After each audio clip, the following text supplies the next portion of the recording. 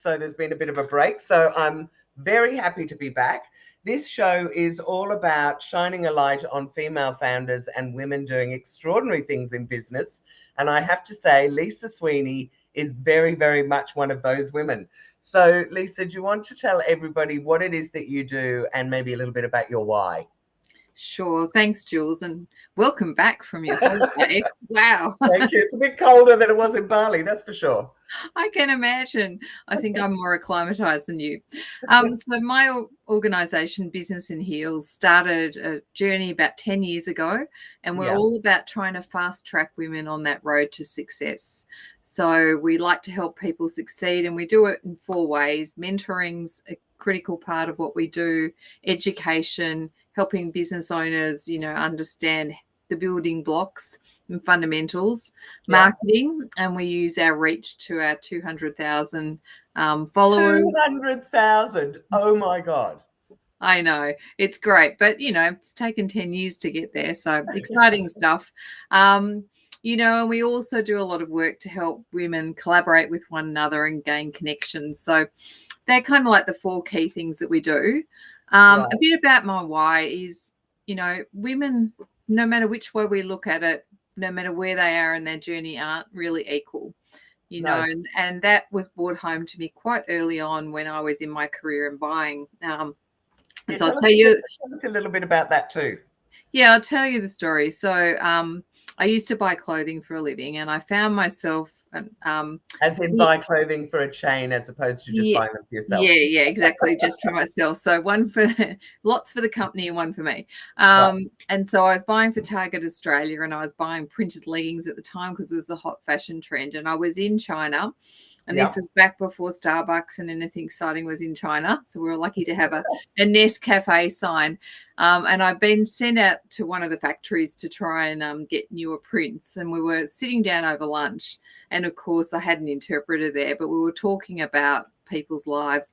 And it was the first time I became aware of the one-child policy and what it really meant, and that people were actually choosing to abandon girl children because there was no way they believed that they'd be able to support them in their old age. So in China, there was no superannuation or anything like that. So your child was your superannuation policy, essentially.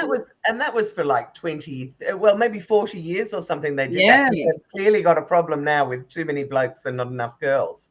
Yeah, but, so as a result, and it was illegal to adopt. So people would just choose to abandon girl children on the street. And I guess it was, as I said, it was just the first time I'd ever come across even the concept that women weren't equal. I was very naive, right? And so you didn't find that in your career, in the business world. I did thereafter. So I was quite young, as I said, when I was in China. So by the time I got back, I started looking around, and then I realized that, the senior women were really having a fight to stay where they were. And, all the way along, it's probably influenced my thinking a lot. So when I decided to leave corporate and set up a business with my business partner, Joe, we wanted to do something that would make a difference. And so that was a little bit about how Business in Heels was born, and our hope to make a difference. And I did adopt my daughter from China. So I didn't know that. That's amazing. I had no idea. So, that kind of explains why we're so passionate about women. And Business in Heels has continued to grow over the years, and we, do quite a lot in different spaces, but that's a little bit of what drives me. So talk to me a little bit about how it's set up. You've said what you do, but I know that having spoken at a few of your events, you've got kind of little local groups everywhere, haven't you? We do. We have local groups spread across the country and internationally. So we have groups largely hubbed around the cities, the major cities, and some of the regional ones. So Geelong has a large group, Wollongong, Lower Central Coast, Townsville. But we also have groups in Malaysia and in UAE, and we're just working on Europe at the moment. So UAE, how did that come about? That's interesting. Again, the power of networking, and it's it's who you know, not what you know. And so if who you know is really inspired, we actually were starting to set up a group in Georgia, just south of Russia, when the whole war erupted and everything had to get put on hold. So Yeah, so a very interesting thing. So we've been branching internationally and talking to lots of people because unfortunately it's much needed. I mean, Yeah, I I'm know. hoping we do ourselves out of a job, right? But But sadly, it doesn't look like it's going to happen, that we're going to be out of work for a while anyway, as these the women really need to. We just need to kind of lift them up and encourage them to lift up the women around them, and yeah, hope that that sort of circle grows and grows. exactly. So in a lot of the locations, what we're doing is running mentor mornings, and that's a Right. real opportunity for any woman to get access to some mentoring. And one of the things we all know is running a business is incredibly lonely, and Yeah. nobody has all the skills. You're good at your thing, but then trying to do the gamut of business is such a challenge, isn't it? And and with the ever-changing landscape, it's great to have that opportunity to sit down with someone and just debrief and maybe Absolutely. chew over a problem or whatever. So we do this in 5 or 6 different locations. We also do it online. It costs $20 to go, and it's good networking as well. And everyone gets a nice cup of coffee. So Yeah, fantastic. Yeah, no, I think it's. I was just talking when I was in Bali about how really a lot of us are very good at experts at a particular thing, and then you go, well, I'd like to run a business around that, and then you get stuck in. You go, oh my God, I didn't realize I had to also be an accountant and a marketing manager when I'm a brilliant scientist or I'm great at tech. So you do really need that kind of advice, and particularly, I guess, or I believe, from women who've been around the traps a bit, and so therefore can share some of their experiences as well as their networks. absolutely. I totally agree with you, Jules. And we've always been great mates. I remember actually when you first started Business in Heels, which I guess is now showing my age a little bit, but wow, 10 years, that's amazing. Are you doing anything special to commemorate this year? No, I haven't even thought of it. But Oh my hey, goodness, you have to have a party. maybe it's a time for a party. I would say. Yeah, we're And working you on our the Gender Equity Awards, so maybe that's going to be the very big party. Well, tell everybody a little bit about that. What's the Gender Equity Awards? Well, we all know that International Women's Day tends to be a bit of a talk fest, so we got a little Yeah. sick of it about 3 years ago and decided let's try and actually do something that might make a difference. And so we launched off the Gender Equity Awards to try and see, like, what are the best behaviours, what are the best policies, what are the best practices, who are doing them, and then we thought we'd just share it with everybody, Yeah. create a bit of FOMO, and we get people, building and improving on each other. And that's a little bit of what we've seen. So we're now 3 years into it. And Anyone can enter. I was just going to say, because I'm always talking to women about entering awards, when does it open for nominations? So it's open for nominations now. All Okay. individuals need to be nominated by somebody else. And Okay. it's a really nice thing to do because it It is. really makes people's day. And I promise it's super, super easy to do nominations. So anybody from CEO to employee can be nominated in different categories, and then businesses of different sizes can be nominated. Oh, Or brilliant. nominate themselves. And we actually found, because it's quite interesting, because we partner with Wajir on this, there was a assumption that small businesses would not have the resources to put into gender equity. And yet Right. we actually proved with the winners that the small businesses were more entrepreneurial and more had better policies and better ideas than some of the big businesses. So Yeah, I'm not kind of surprised about that. But hopefully, by doing the awards and all the sorts of things that you and I are doing to try and make people aware, we'll see that change happen. Okay, so do you want to tell me a couple of stories about some of the women that have joined your group and what a difference it might have made to them? yeah, thanks, Jules.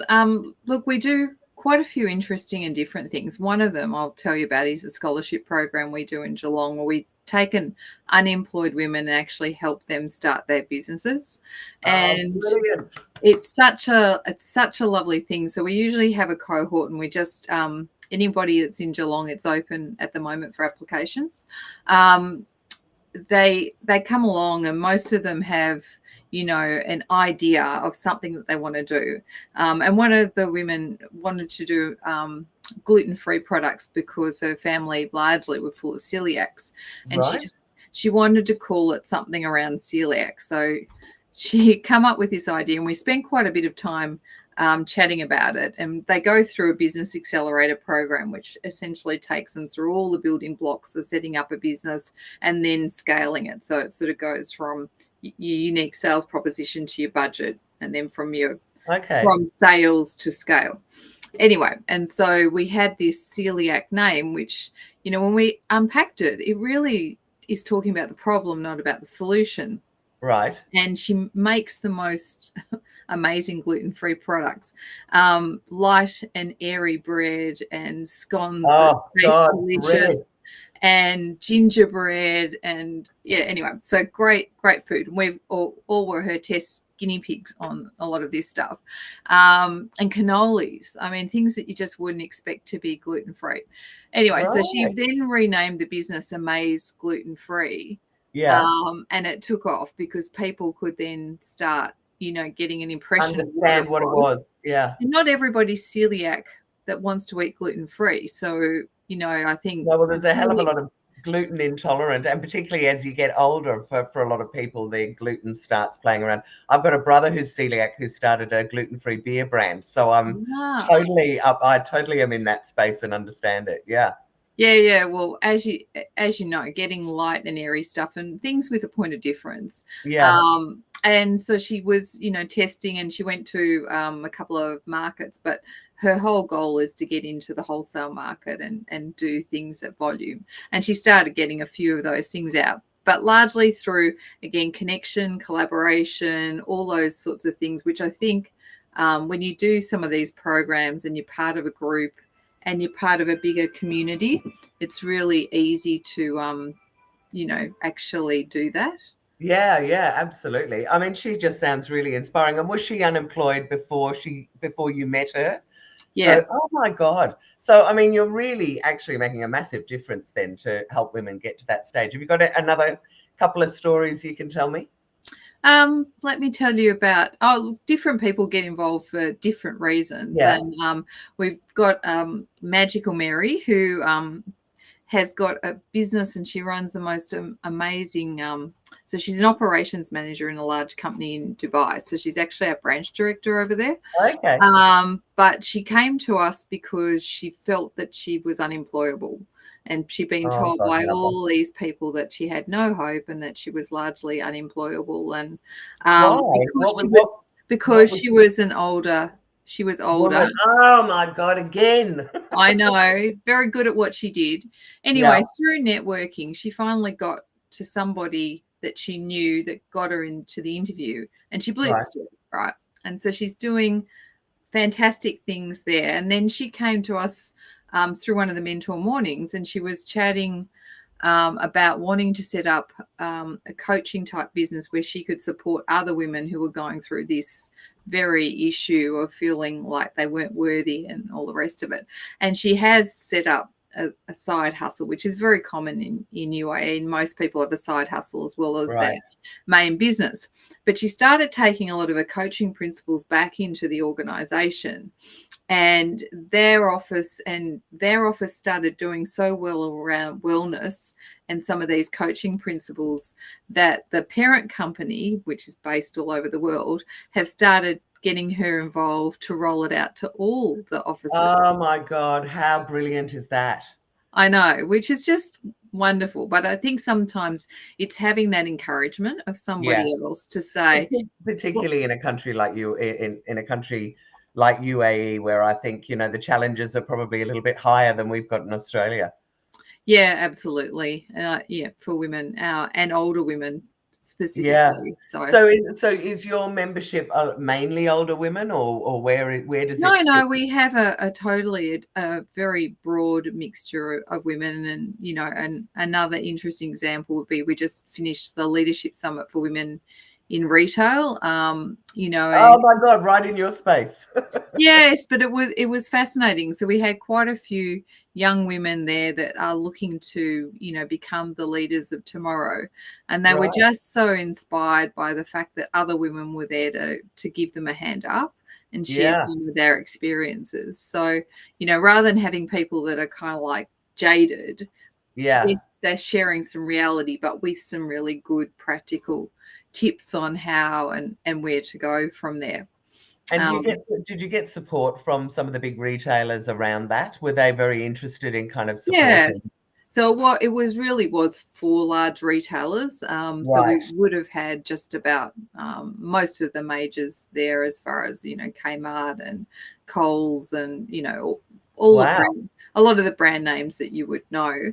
And then other things that we've been doing around digital innovation summits. We've had a really broad mixture of business owners there. So, today, if you AI, the biggest buzzword, right? And Yep. so NBN partnered with us to take some digital innovation summits around the country.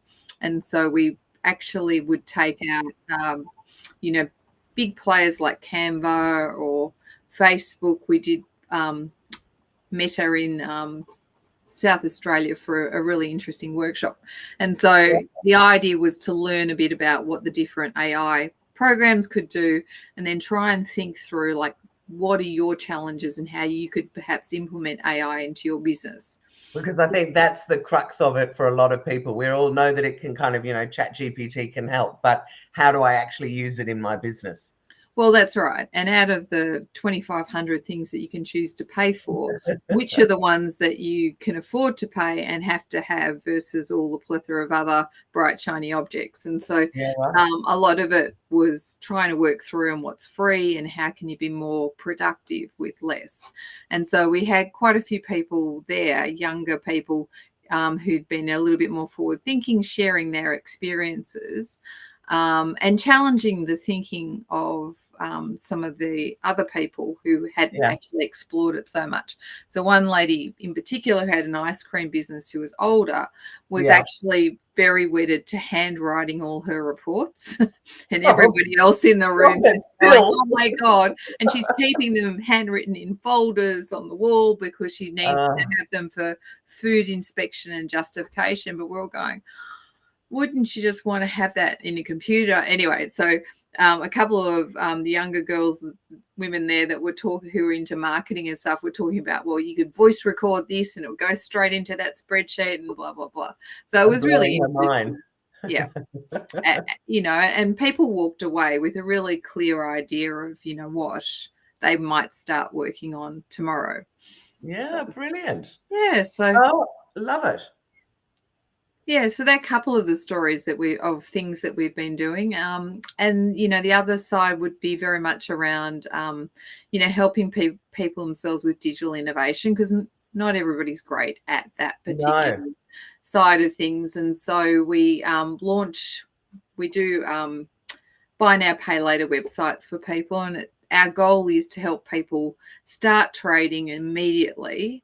And then they've got takes the funds coming in to... Yeah, exactly, to be able to afford to pay it off over time. And then you teach them how to market it as well, because I keep hearing about people who set up websites and they've spent all their money and it all looks glamorous and they bought their products and then like, shit, I've run out of money.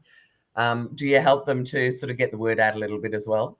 Yeah, absolutely. And I mean, Business and Heels has got a great reach, as you know. So, part of it is also to share some of that through our newsletters and through into our Facebook groups and whatnot as well, to help people kick things off.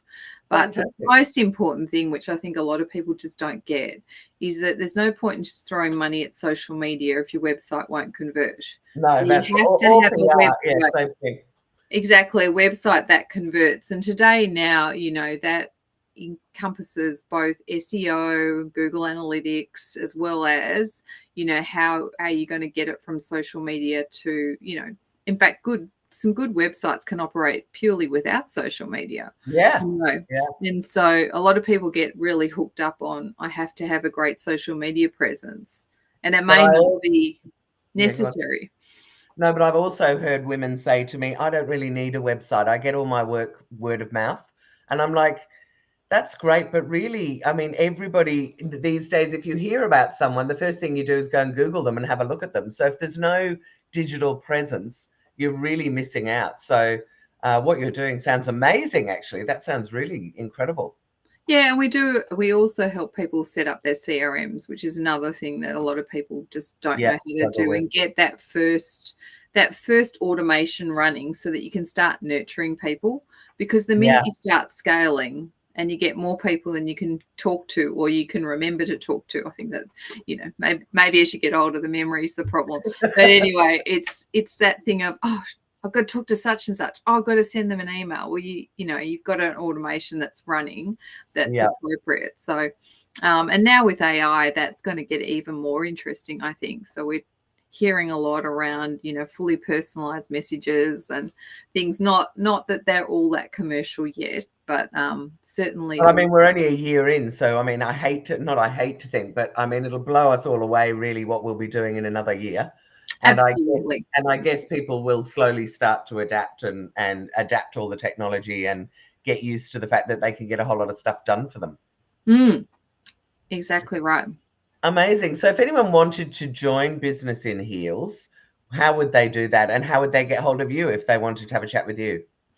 So if they want to have a look at Business in Heels, they go to www.businessinheels.com. Okay. And that's easy. And so they can then choose what sort of look they want to have, whether they're a business owner or an employee. Okay. If anyone wanted to reach me, it's just lisa@businessinheels.com. Fantastic. I love chatting to people. And if anyone wanted to do anything about the Gender Equity Awards, it is Australia only. It's just genderequityawards.com. So, well, I'll tell you a stat that I came across recently that has it was from the, oh gosh, I can't remember what the name of the report was now, but it came out at the end of last year, and it said that Australia is 4th in the world for tertiary education and 43rd in the world for gender equity. And that combination just, I mean, every time I say it, people go, oh my God. But that shows just how far behind we are, that we think we're this progressive country, and we're really, really far behind when it comes to equality. So anything that we can do, and I love what you're doing, has to be a good thing. Well, listen, thank you so much for this chat. I've really enjoyed it, and I love telling people about Business in Heels. You're doing incredible things, and 200,000 is huge. So this year you have to have a party. I insist. I want to come. Okay, Jules, we're on for champagne. Yeah. All right, you're on. If you've enjoyed, I'll just say that if you've enjoyed this, please come and join me. I do them every Monday at 11 o'clock, always showcasing an amazing woman. You can also check out She's the Boss Group, as well as Business in Heels, at she'sthebossgroup.com, where we hold a lot of in-person and online events. You can connect with me on LinkedIn, and I know this is streaming through LinkedIn, or join our Facebook She's the Boss Group as well. I also coach women in how to become a woman of influence, and we've now launched the directory at womenspeakers.com.au. So thanks so much again, Lisa, and I can't wait to see what you get up to over the next few months, and I can't wait for the party. Yeah, thanks, Jules.